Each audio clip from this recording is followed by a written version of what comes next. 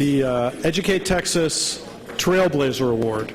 And the first recipient last year was a gentleman named Phil Montgomery, who is a former Community Foundation of Texas trustee and was the founding chair of the Texas High School Project, now Educate Texas.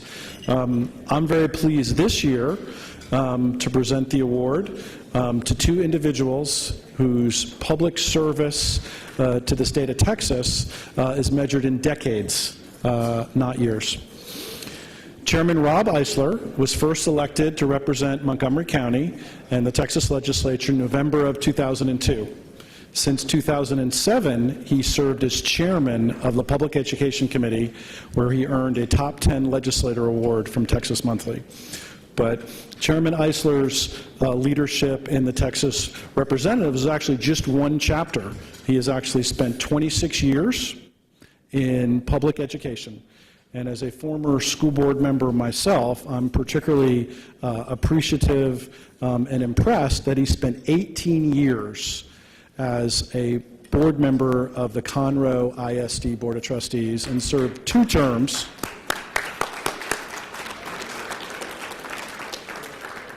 Two terms as board president. So 4 years as a school board president, 5 years as the House Public Education Chairman. If you measure that in dog years, that would be like 77 years. This is not the first time that Rob has been honored. He's been honored by the Texas Council of Special Education Administrators, the Texas Forwards Language Association, the Texas Association of Business. But I would, at a personal level, I first met Rob in 2007, and to me, he's distinguished himself by one, the tenor and tone that he established in the House Public Education Committee, which prior to his leadership had been a challenging environment for dialogue and discourse. And Rob, your leadership, your openness to all stakeholders, to all members of public education in the state of Texas, whether you agreed with them or not, you created an environment where everyone's voice got to be heard. Second is what a straight shooter you are and have been. And how direct you were with me, with the members of your committee, with everyone that you worked with over this last 5 years of chair. Again, whether you agreed with them or disagreed with them, you were a straight shooter about where you stood, what you wanted to get done, and what you're working on. And then the last thing is really your commitment to kids and your commitment to students and everything you've done for 26 years at the local and state level. So please join me in honoring Chairman Rob Eissler.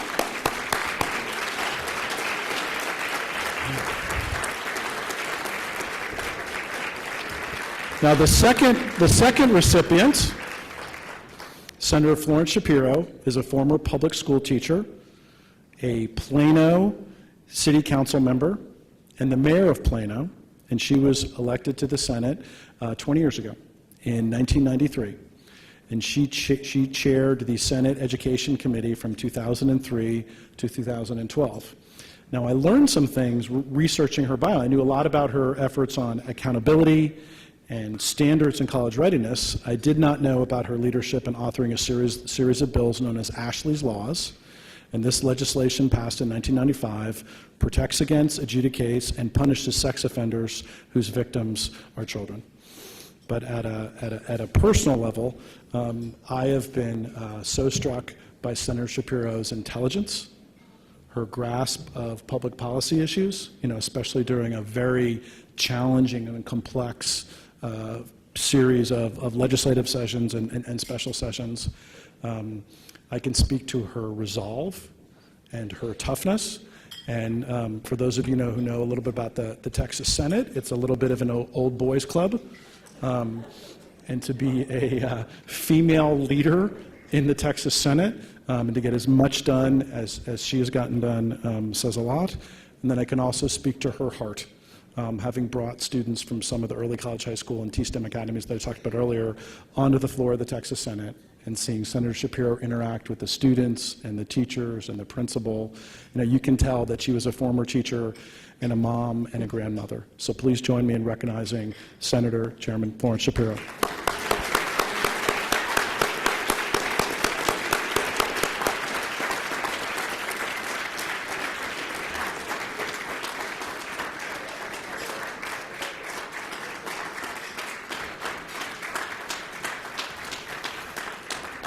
So the 2013 Educate Texas Trailblazer Award presented to Representative Rob Eissler, Senator Florence Shapiro, in appreciation of your vision, leadership, and commitment to quality public education.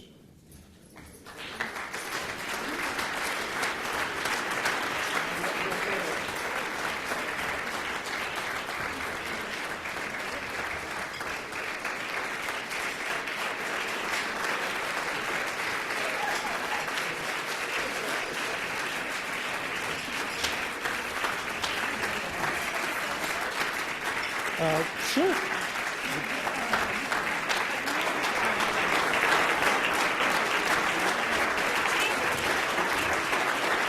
Thank you. Thank you. I love you guys. Thank you. We're changing the order. Rob and I have been together frickin' frack for a long time, and he never speaks first, and so I'm going to let him speak first, and then I'm going to speak.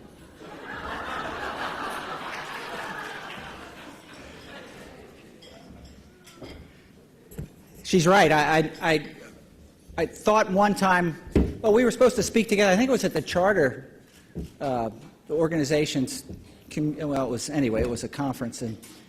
And I had a speech written, and the senator went first. And a lot of what she was saying was in my speech.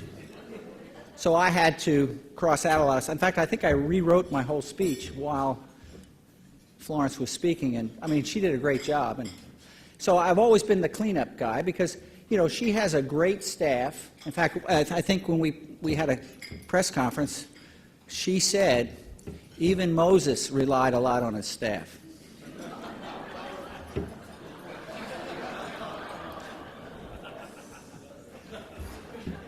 Anyway,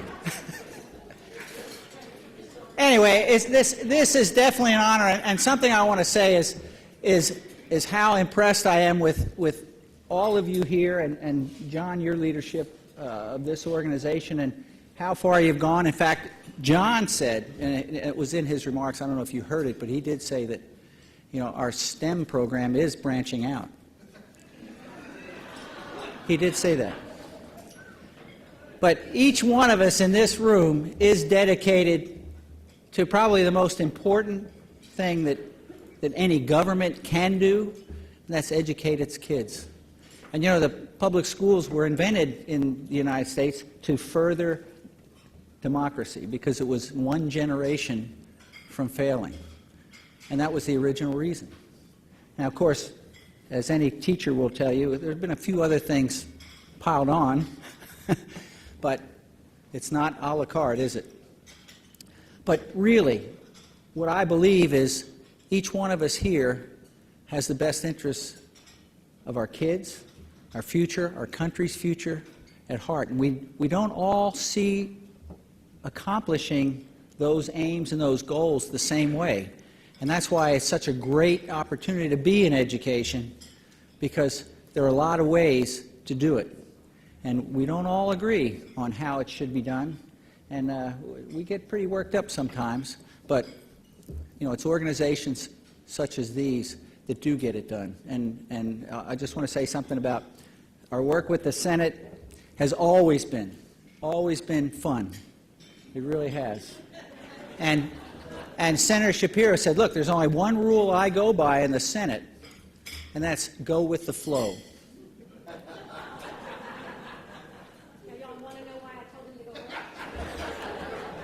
Really, it's an honor. Thank you. And Florence, I enjoyed every minute of it. Thank you.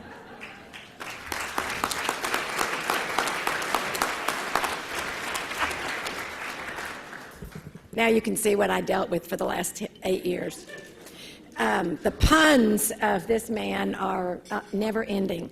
I want to say just two very quick things. I'm not going to be very long. But the first thing I want to say is I never dreamed, John Fitzpatrick, that when you brought me the early college bill in 2004, that this organization